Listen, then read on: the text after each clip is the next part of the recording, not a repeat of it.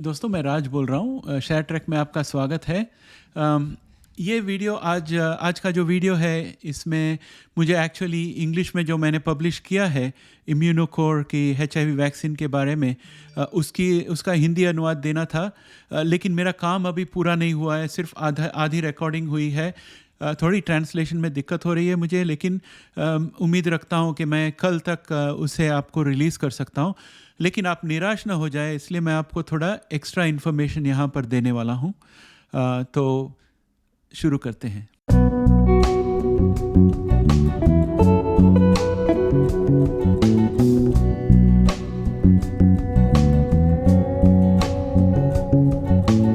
तो मैं इस अवसर का फ़ायदा उठाना चाहता हूँ आपके फ्रीक्वेंटली आस्क्ड क्वेश्चंस के जवाब देने के लिए। हमेशा मुझे पूछा जाता है कि HIV का थेरेपी कब तक आ सकता है। तो मैंने यही सवाल जेफ गैल्विन को पूछा था, जो अमेरिकन जीन टेक्नोलॉजीज़ के CEO है, जिनकी कंपनी AGT 103-T बना रही है। तो उनके अनुसार उनकी थेरेपी जो है शायद 2026 के बाद आ सकती है, लेकिन उसके पहले नहीं। तो ये उनका जवाब था। तो मेरे हिसाब से अर्लीस्ट इज आफ्टर 2026। एक और सवाल मेरे पास पूछा गया था कि हम कौन से कंट्री को ट्रैवल कर सकते हैं और कौन से कंट्री को ट्रैवल नहीं कर सकते। तो मैं तो यही कहूँगा कि मैं तो ट्रैवल एजेंट नहीं हूँ, आप अपने ट्रैवल एजेंट से बात कर लीजिए। और मेरा फोकस तो यही है कि जो थेरेपीज़ है उसके बारे में मैं देखूँ। और मेरे ख्याल से हमारे चैनल में जितने लोग जुड़े हुए हैं सब थेरेपीज़ के बारे में जानना चाहते हैं। बहुत सारी थेरेपीज़ है जिसके बारे में हमने अभी तक जानकारी नहीं ली, उसके बारे में मुझे देखना है। और बहुत सारी थेरेपीज़ है जिसके बारे में हमने जानकारी ली, उनकी क्लिनिकल ट्रायल किस तरह से आगे बढ़ रही है, उसमें मुझे फोकस करना है। और इसके अलावा हमारी इन्वेस्टमेंट चैनल है, उसमें भी हमें फोकस करना है। दूसरा सवाल मुझसे पूछा जाता है कि इंडिया में कब आएगा। तो दोस्तों मुझे पता नहीं इंडिया में कब आएगा, क्योंकि मैं बैठा हूँ टोरंटो में और मुझे इतना ध्यान नहीं है कि इंडिया में क्या हो सकता है। लेकिन मैं एक इंडियन डॉक्टर के साथ अभी फ़िलहाल बातचीत कर रहा हूँ। बहुत अच्छे डॉक्टर है, यंग डॉक्टर भी है। वो मेरे साथ ज्वाइन होके अपने हिंदी चैनल में थोड़ी इन्फॉर्मेशन देंगे।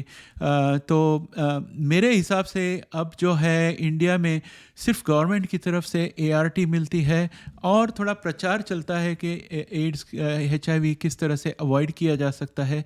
इसके अलावा शायद कुछ हो नहीं रहा है। जो भी research and development and advancements जो हो रही है, या तो यूरोपियन यूनियन में हो रही है या तो USA में हो रही है। और कोई कंपनीज़ जो है ऑस्ट्रेलिया और UK में भी रिसर्च कराती है, क्योंकि वहाँ पर फास्ट ट्रैक रिसर्च भी मिलता है उनको और ख़र्चा भी कम होता है। और मेरे ख्याल से आगे चलकर FDA और ये सब ऑर्गेनाइजेशंस के बीच में तालमेल हो जाएगा कि एक जगह या दूसरी जगह आप रिसर्च करो तो भी एक्सेप्ट हो जाए। और दूसरा सबसे इम्पॉर्टेंट चीज़ आप लोग को ये सुनकर अच्छा लगेगा कि FDA जो है उसने स्टाफ बढ़ा दिए हैं जीन टेक्नोलॉजी के लिए। क्योंकि बहुत सारे जीनोमिक थेरेपीज आ रही है FDA के पास अप्रूवल के लिए, तो स्पेशलाइज्ड स्टाफ चाहिए, उन्होंने स्टाफिंग बढ़ा दी है। दूसरी बात वो ये कर रहे हैं कि तरह तरह के अप्रूवल साइकिल्स रहते हैं, फास्ट ट्रैक होता है और रेगुलर ट्रैक होता है। तो आमतौर पर सभी थेरेपीज रेगुलर ट्रैक में जाती है, लेकिन जो थेरेपी ऐसे कोई बीमारी के लिए हो जिसमें विश्व भर में उस बीमारी से पीड़ित लोगों की संख्या कम हो, तो उस तरह के डिज़ीज़ के लिए, या कोई इस तरह के डिज़ीज़ जिसके लिए अभी फ़िलहाल कोई दवा नहीं है और उसमें पेशेंट को बहुत पीड़ा होती है और मौत की खतरा होती है, तो उस तरह के डिज़ीज़ के लिए जो भी थेरेपी बनती है उसे इन लोग फास्ट ट्रैक देते हैं, फास्ट ट्रैक अप्रूवल या ऑर्फन ड्रग स्टेटस। तो इससे क्या होता है कि उन्हें FDA से बार बार कंसल्टेशन करने को मिलती है लगातार, और FDA का उनको गाइडेंस मिलता है। और दूसरी बात यह है कि उनके जो चेकिंग प्रोसेस है वो सब फास्ट हो जाती है और थेरेपी जल्दी मार्केट में आ सकती है।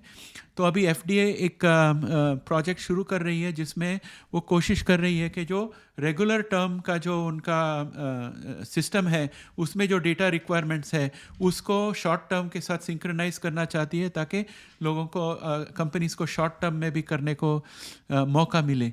तो इस तरह से FDA भी कोशिश कर रही है कि कैसे जो डेवलपमेंट साइकिल है इसको कम किया जा सके। इसका सब परिणाम मेरे ख्याल से 1-1.5 साल में आएगा, उसका असर हमें दिखाई देगा। और तो ये दूसरी चीज़ आपको बतानी थी। सो पहला क्वेश्चन हो गया, दूसरा क्वेश्चन हमने बात कर लिया उसके बारे में। तीसरा क्वेश्चन मुझे लोग पूछते हैं कि कोई सिम्टम्स बताते वगैरह, तो मैं आपको पहले भी कह चुका हूँ कि मैं डॉक्टर नहीं हूँ और मैं आपको सिम्टम्स के बारे में एडवाइस नहीं दे सकता। मुझे पर्सनली HIV की कोई एक्सपीरियंस नहीं है, तो I don't know what are the symptoms और क्या करना चाहिए क्या नहीं, आई हैव नो आइडिया। मैं जो आपको प्रेजेंट कर रहा हूँ ये मेरे रिसर्च के ऊपर से कर रहा हूँ कि मैं जब कंपनीज़ का शेयर्स देखता हूँ तो उनके पाइपलाइन में जो थेरेपीज अप्रूवल के लिए है उसके बारे में स्टडी करता हूँ, उसके बेसिस पे मैं आपको इन्फॉर्मेशन देता हूँ। मैं जैसे आपको मैंने बताया था कि मैं एक इंडियन डॉक्टर के साथ बात कर रहा हूँ, वो जल्दी अपने चैनल में जुड़ेंगे। आप लोग भी प्रार्थना कीजिए कि हमारी डिस्कशन अच्छी हो जाए और वो हमारे साथ जुड़ जाए, फिर हम उनके साथ इंडियन कंडीशन का जो है उसके बारे में बात कर सकते हैं कि इंडिया में क्या परिस्थिति है, इंडिया में क्या अवेलेबल है क्या नहीं है, और वो हिंदी में हमसे अच्छा बात कर सकते हैं। तो ये मैं अभी थोड़ी डेवलपमेंट कर रहा हूँ। और दोस्तों, मैंने आपको पिछले वीडियो में भी रिक्वेस्ट किया था और मैं काफ़ी निराश हूँ कि आप लोगों में से सिर्फ 38 लोगों ने शेयर ट्रैक HIV में सब्सक्राइब किया है। वो हमारा हिंदी चैनल होने वाला है जिसे हमें मोनेटाइज करना है ताकि फ्यूचर में वो डेडिकेटेड हिंदी चैनल हो जाए HIV के लिए। और मैं उम्मीद रखता हूँ कि ये वीडियो देखने के बाद आप करोगे। आपको थोड़ी तो मुझे मदद करनी पड़ेगी क्योंकि मैं हेवी लिफ्टिंग कर रहा हूँ यहाँ पर। आपका काम सिर्फ ये है कि आप जाके वहाँ सब्सक्राइब कर लीजिए, उसकी संख्या 1000 में पहुँचा दीजिए, और यहाँ भी सब्सक्राइब रहिए क्योंकि यहाँ पर नए नए थेरेपीज़ के बारे में मैं बात कर रहा हूँ और उसमें इंग्लिश HIV की सब यहाँ पर वीडियो आएगी, हिंदी की वहाँ पर आएगी।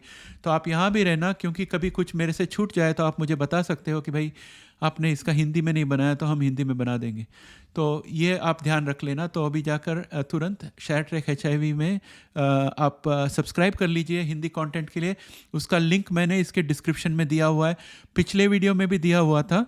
आप जल्दी से ऐसे कर दोगे तो हम जल्दी से हिंदी चैनल में पहुंच सकते हैं जिसमें सब कंटेंट सिर्फ हिंदी में होंगे। तो इसके अलावा और क्या था मेरे पास आपके पास बात करने के लिए? हाँ, दूसरा क्वेश्चन मुझे हमेशा ये आता है कि स्टेरलाइजिंग क्योर है कि फंक्शनल क्योर है। तो मैं लोगों को समझा दूं जिन्होंने अपना वीडियो पहले से नहीं देखा है कि फंक्शनल क्योर किसे कहते हैं। फंक्शनल क्योर उस क्योर को कहते हैं जो जैसे आपका ART है फ़िलहाल, ART का मतलब एंटी रेट्रोवायरल थेरेपी। HIV जो है रेट्रोवायरस है, एंटी रेट्रोवायरल थेरेपी यूज़ करके HIV को कंट्रोल में रखते हैं। तो जब HIV को कंट्रोल में रखते हैं तो HIV के शरीर में जो संख्या है वो बहुत कम हो जाती है कि किसी को और को नहीं फैल सके, और जो पेशेंट खुद है उसके CD4 सेल्स डैमेज नहीं हो सके। तो इसको हम फंक्शनल क्योर कहते हैं। स्टेरलाइजिंग क्योर वो होता है जिसमें पेशेंट के शरीर से हर एक HIV वायरस की कॉपी निकल जाती है और एक भी नहीं रहती उसके शरीर में। आज तक मेरे ख्याल से 3 या 4 लोगों को स्टेरलाइजिंग क्योर हुआ है, वो हुआ है स्टेम सेल ट्रांसप्लांट के ज़रिए। और मुझे लोग पूछते हैं सवाल कि स्टेम सेल ट्रांसप्लांट कहाँ कर सकते हैं और कितना खर्चा होता है वगैरह वगैरह। तो मैं आपको ये बता दूं कि सवाल ये है कि स्टेम सेल ट्रांसप्लांट क्यों करना है। स्टेम सेल ट्रांसप्लांट तब होती है जब किसी को कैंसर होता है और उसकी मौत की संभावना है और उसे बचाने के लिए बोन मैरो ट्रांसप्लांट या स्टेम सेल ट्रांसप्लांट करनी पड़े, तो तब होती है। और उसमें भी कौन फंक्शनल क्योर, कौन स्टेरलाइजिंग क्योर प्राप्त करता है? वो लोग प्राप्त करते हैं जिनको CCR5 म्यूटेशन वाला स्टेम सेल मिलता है। जो CCR5 म्यूटेशन वाला स्टेम सेल है, उस स्टेम सेल्स में जो CD4 बनता है, उस CD4 में CCR5 नहीं होता। और HIV-1 जो है CCR5 यूज़ करके CD4 के अंदर जाती है। अगर CCR5 रहेगा ही नहीं तो HIV-1 जो है वो CD4 के अंदर नहीं जा सकता और पेशेंट HIV से मुक्त हो जाता है। तो ये जो CCR5 म्यूटेशन है वो सिर्फ एक टाइप के रेस के अंदर है, हर एक व्यक्ति के अंदर CCR5 म्यूटेशन नहीं है। तो ये दूसरा सवाल है। तीसरा प्रॉब्लम ये है कि स्टेम सेल ट्रांसप्लांट जो है एकदम बुरे से बुरे कंडीशन जब हो जाती है तब किया जाता है। ऐसा नहीं है कि किसी को HIV हो गया तो वो जाके डॉक्टर के पास से प्रिस्क्रिप्शन ले ले और जाके स्टेम सेल ट्रांसप्लांट कर ले। ये ऐसी बात नहीं है, क्योंकि stem cell transplant is a complicated and invasive procedure मेरे हिसाब से, और उसके वजह से बहुत क्रिटिकल कंडीशन जो होती है, किसी को एड्स भी है और कैंसर भी है, और वो कैंसर की वजह से अगर ट्रांसप्लांट करना पड़ता है, और अगर तभी CCR5 म्यूटेशन वाले डोनर अवेलेबल है और उन्होंने दिया, तो फिर जाकर ये हो सकता है। लेकिन कई तरह के ऐसे HIV के स्ट्रेन्स हैं जो CCR5 के बिना भी CD4 में जा सकती है, तो इसलिए ये गारंटी नहीं है कि स्टेम सेल ट्रांसप्लांट करने के बाद क्योर हो जाए। इस पर निर्भर करता है कि कौन सा HIV स्ट्रेन पेशेंट के शरीर में है। तो ये फील्ड जो है थोड़ी कॉम्प्लिकेटेड है, और आपका जो डॉक्टर है वो आपको सबसे अच्छी सलाह दे सकता है, क्योंकि उन्होंने इतने साल पढ़ाई की है, मेडिकल की पढ़ाई की है, उन्होंने फाउंडेशनल नॉलेज ले ली है, और हम जो बता रहे हैं ये सब हाई लेवल में है। वो जो कर रहे हैं वो डिटेल में, जैसे हम बताते हैं वो इस तरह आपको कंपैरिजन देता हूँ। अगर मैं आपको गाड़ी चलाना सिखा दूँ तो वो इस तरह की चीज़ हम बता रहे हैं, और डॉक्टर्स लोग जो करते हैं ना, वो गाड़ी के इंजन के अंदर पार्ट्स कैसे होती है ये सब, तो उतना डीप में डॉक्टर लोग पढ़ाई करते हैं। आपके जो डॉक्टर्स हैं उनके पास सवाल पूछिएगा इंडिया के रिलेटेड, वो आपको सही जवाब देंगे। मैं जो आपको जवाब दे रहा हूँ इस बारे में बता रहा हूँ कि क्या थेरेपीज अवेलेबल है और क्या थेरेपीज रिसर्च में है, और वो किस तरह से रिसर्च में परफॉर्म कर रहे हैं, उनके सक्सेस होने की चांसेस क्या है, कब तक आ सकते हैं, ये सब चीज़ें मैं आपको बताता हूँ तरह तरह के डिज़ीज़ के बारे में, और HIV उनमें से एक डिज़ीज़ है। तो ये हो गया अगला सवाल जो कॉमनली मेरे पास आता है। तो ये सब सवाल के आपको मैंने आंसर दिया है, और इसलिए मैं ये वीडियो बना रहा हूँ क्योंकि ये मैं अभी स्क्रिप्ट से नहीं बट अपने दिमाग से मैं जो चीज़ें हैं मैं बता रहा हूँ। अगर स्क्रिप्ट से पढ़ना होता तो मुझे इंग्लिश में स्क्रिप्ट लिखनी पड़ती है, और उसे ऑन द फ्लाई इंग्लिश में, हिंदी में ट्रांसलेट करना पड़ता है। तो जो HIV के वीडियो मैं बनाता हूँ उसमें वो करना पड़ता है। ये जो है मेरी जनरल नॉलेज से मैं आपको बता रहा हूँ, इसलिए मैं फ्लुएंटली बात कर सकता हूँ और तुरंत रिकॉर्ड कर सकता हूँ। तो दोस्तों ये हुई आज की बात। आप और 1 या 2 दिन इंतज़ार कीजिए, वो आपको ट्रांसलेशन आ जाएगी। तब तक आप इंग्लिश वर्जन देख लीजिएगा तो आपको पता चल जाएगा कि मैंने क्या किया है।